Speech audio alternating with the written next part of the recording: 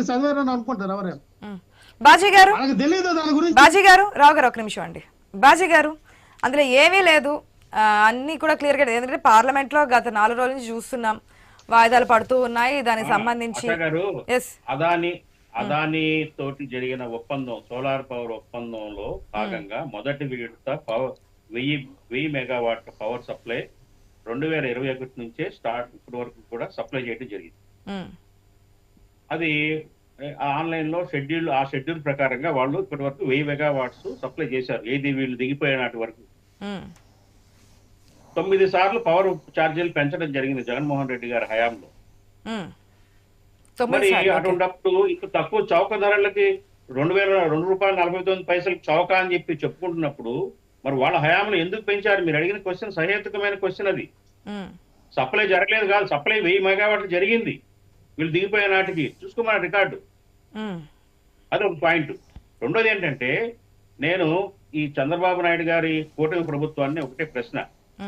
జగన్మోహన్ రెడ్డి గారు ఆయన హయాంలో అనేక రకాల అవినీతి చేశారని, ఇసుకలో కానివ్వండి, లిక్కర్లో కానివ్వండి, రకరకాలుగా చేశారని చెప్పేసి ప్రతి దాన్ని కూడా చాలా ఆర్భాటంగా ఆరోపణలు చేసిన సందర్భంలో ఇవాళ ఎందుకు మాట్లాడట్లేదు?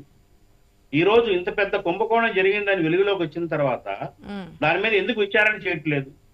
విచారణ జరపాల్సిన బాధ్యత ఉంది కదా ఈ ప్రభుత్వానికి, కూటమి ప్రభుత్వానికి. అసలు ఏం జరిగింది ప్రజలకు నిజానిజాలు తెలియజేయాలి కదా. ఆ పార్టీ వాళ్ళ మేము నిశ్చితులు జగన్మోహన్ రెడ్డి గారు నేను చాలా నిజాయితీ పరుణ్ణి, నేను మేలు చేశానని చెప్పుకుంటున్నాడు. అట్లాగే మరి అదాని నేను లంచం ఇవ్వలేదు అంటున్నాడు. అది తేలాలంటే సరైన విచారణ జరగాల్సిన అవసరం ఉంది కదా ఈ రాష్ట్రంలో. ప్రజలకి కలుగుతున్న సందేహాలు నివృత్తి చేయాలి కదమ్మా. కాబట్టి ఏంటంటే కూటమి ప్రభుత్వం ఇవాళ ఈ ఇష్యూ మీద ఒక విచారణ చేపట్టాల్సిన అవసరం ఉంది. అసలు ఏం జరిగింది, ఈ పవర్ ఒప్పందాలు ఎలా జరిగినాయి, రాష్ట్రానికి లాభం జరిగిందా, నష్టం జరిగిందా, దీన్ని రద్దు చేసుకోవాలి ఇమ్మీడియట్ గా ఈ డీల్స్ ని. ఎందుకంటే రద్దన్నా చేయాలి, లేదా అబెన్స్ లోనే పెట్టాలి. కాబట్టి ఏంటంటే మేము డిమాండ్ చేస్తుంది కూటమి ప్రభుత్వాన్ని దీని మీద దృష్టి పెట్టాలని కోరుతున్నాం. రెండోది ఏంటంటే కాంగ్రెస్ పార్టీ ఎందుకు అడగట్లేదు? అడుగుతుంది. నిన్న అసలు పార్లమెంట్ లో స్తంభింపజేశాం. దీని అదానీ విషయంలోనే 0 అవర్ లో చర్చకి 0 అవర్ లో చర్చ పెట్టమని అడిగాం. ఉభయ సభల్లో కూడా దీని మీద చాలా పెద్ద ఎత్తున మేము చేయడం జరిగింది. కాంగ్రెస్ ఈ దేశంలో ఈ ఇష్యూ మీద నేషనల్ స్థాయిలో మాట్లాడుతుంది కాంగ్రెస్ పార్టీ, ఏకైక పార్టీ కాంగ్రెస్ పార్టీ, కూటమి ఇండియా కూటమి మాత్రమే దీని మీద యాజిటేషన్ చేస్తుంది. సో ఏంటంటే మేము ఒకటే అడుగుతున్నాం, మోడీ గారు స్వచ్ఛ భారత్ అనే నినాదాలతోటి చెప్పడం కాదు, స్వచ్ఛమైన పాలన కూడా అందించాలి. ఆయన ప్రియంగ మిత్రుడు అదానీ మీద ఇట్లాంటి ఆరోపణలు వచ్చినప్పుడు ఈ దేశంలో అదానీ యాక్టివిటీస్ మీద, అదానీ చేస్తున్న ప్రాజెక్ట్స్ మీద, ఆయనకు అప్పచెప్పబడిన వీటి మీద విచారణ జరపాల్సిన అవసరం ఉంది.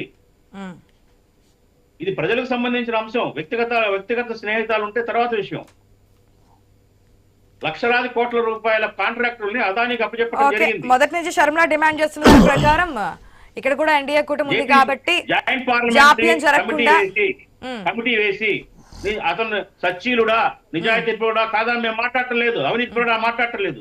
అవినీతి ఆరోపణలు వచ్చినాయి కాబట్టి నిరూపించాల్సిన బాధ్యత ఉంది కేంద్ర ప్రభుత్వానికి ఉంది. అట్లా ఇక్కడ రాష్ట్ర ప్రభుత్వానికి కూడా ఉంది. ఈ రాష్ట్రానికి సంబంధించిన అంశం వెలుగులోకి వచ్చింది కాబట్టి గత ప్రభుత్వం లంచాలు తీసుకొని కాంట్రాక్ట్ ఇచ్చిందనే ఆరోపణ వచ్చింది కాబట్టి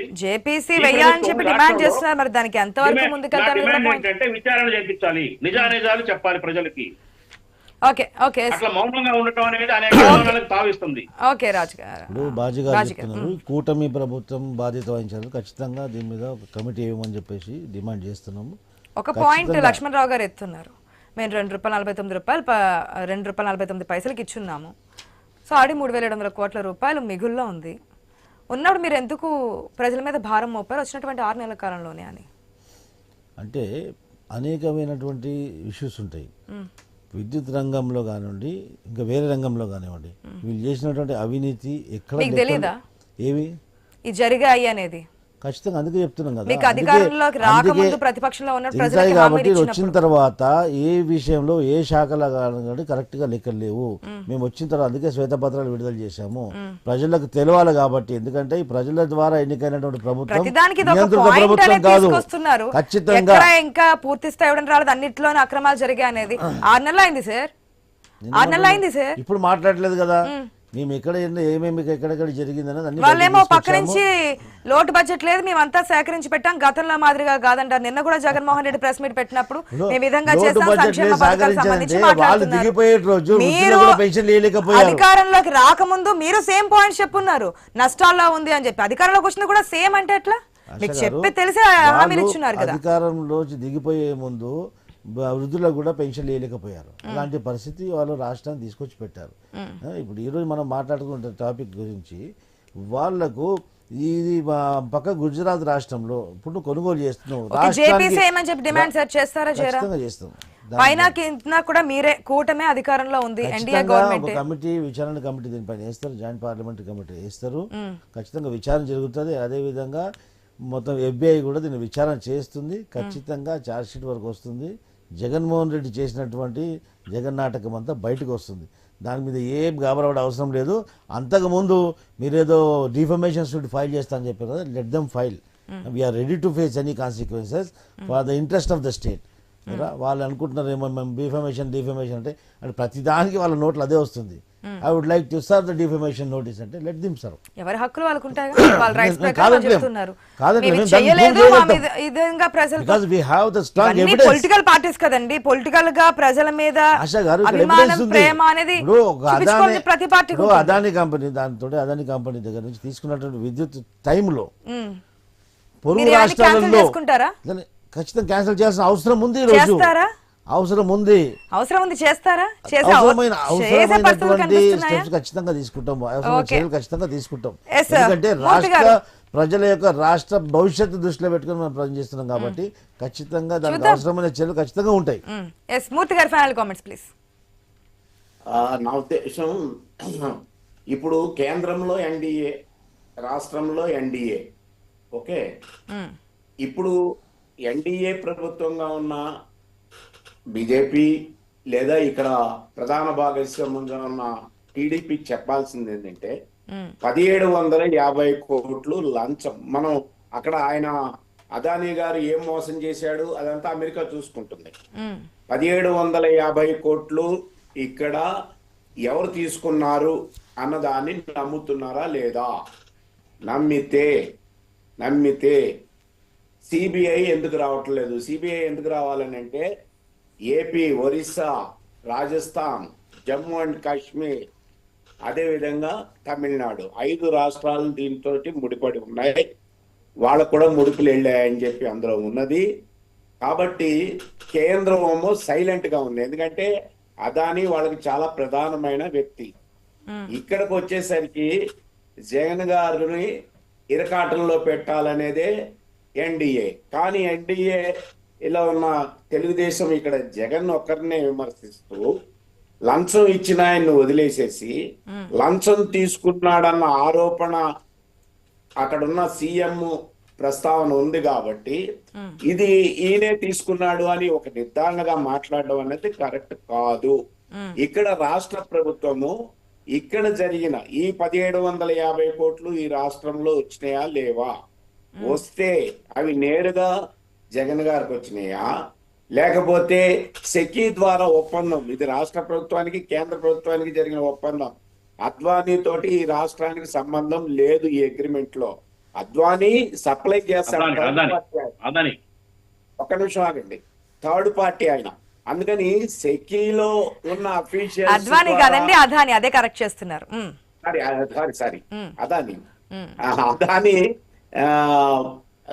ఆయన ద్వారా మనకి సప్లై వస్తుంది. ఎవరి ద్వారా? సెకీ ద్వారా. అందుకని సెకీ ఎవరు? కేంద్ర ప్రభుత్వం. అందుకని కడుపు చించుకుంటే కాలు మీద పడుతుందని కేంద్రానికి, కరవమంటే కప్ప కోపం, విడవమంటే కప్ప కోపం, కరవద్దనంటే పాము ఎందుకు పనికి రాకుండా అయిపోతుంది. ఇప్పుడు కేంద్ర పరిస్థితి ఇది. కాబట్టి నేను ఎన్డీఏలో ఉన్న తెలుగుదేశాన్ని ఒకటే డిమాండ్ చేస్తా ఉన్నాను.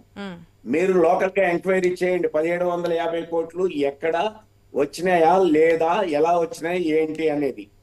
అది FBI వాళ్ళు మన ఫెడరల్ బ్యూరో ఆఫ్ ఇన్వెస్టిగేషన్ బయట పెట్టలేదు, కొంతవరకే పెట్టారు. వాళ్ళు వివరాలు ఇవ్వాల, ట్రయల్స్ లో వస్తుంది ఖచ్చితంగా. ఆ వివరాలు మీరు రాబట్టండి.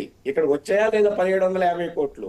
వస్తే ఎవరికి వచ్చినాయి, ఎవరి ద్వారా వచ్చినాయి? సెకీ ద్వారా వచ్చినాయా? ఆరోపణలు చేయడమే కాదు కదా, వాస్తవాలుంటే బయటికి చెప్పాలి, ప్రజల ముందు చూపించాలి. ఆ విధంగా మరి కూటమి సర్కార్ ముందుకు వెళ్తుందేమో చూద్దాం. ఒకటేనమ్మా, ఇక్కడ సెకీలో ఉన్న అధికారుల్ని ఫస్ట్ సస్పెండ్ చేయాలా, ఎందుకంటే తప్పుడు అగ్రిమెంట్లు. రెండోది, గుజరాత్ కి 199 పైసలకి ఇచ్చి 249 పైసలకి మనకిచ్చి 292 పైసలు ఎట్లా ఇస్తుంది? ఎవరికి? అదానికి 292 ఇస్తుంది. ఎవరు? సెక్కి. ఈ మార్జిన్ అమౌంట్ ఎవరు భరిస్తారు? ఈ మార్జిన్ ఇవన్నీ బయటికి రావాలి, అప్పుడే కదా ప్రజలు పెట్టుకున్న నమ్మకానికి ఇవన్నీ కూడా ఒక క్లారిటీ వస్తుంది. మరి రెండు ప్రభుత్వాలు ఉన్నాయి, కూటమే ఉంది, ఎన్డీఏ సర్కారే ఉంది. అందరి డిమాండ్ అదే, జేపీసీ ఏమని కానీ, లేదంటే ఉన్నటువంటి వాస్తవాలను ప్రజలకు చెప్పమని కానీ. ప్రజలకు చెప్పకపోతే కనుక కేసులు వేస్తాం, మా యొక్క ఈ విధంగా చేశారు కాబట్టి అనేది. చూద్దాం మరి రాబోయే రోజుల్లో ఏ విధంగా ముందుకెళ్ళబోతున్నారు, వాస్తవాలు ఏంటి, అవాస్తవాలు ఏంటి అనేది. థ్యాంక్ యూ సో మచ్ డిబేట్లో పార్టిసిపేట్ చేసిన అందరికీ కూడా.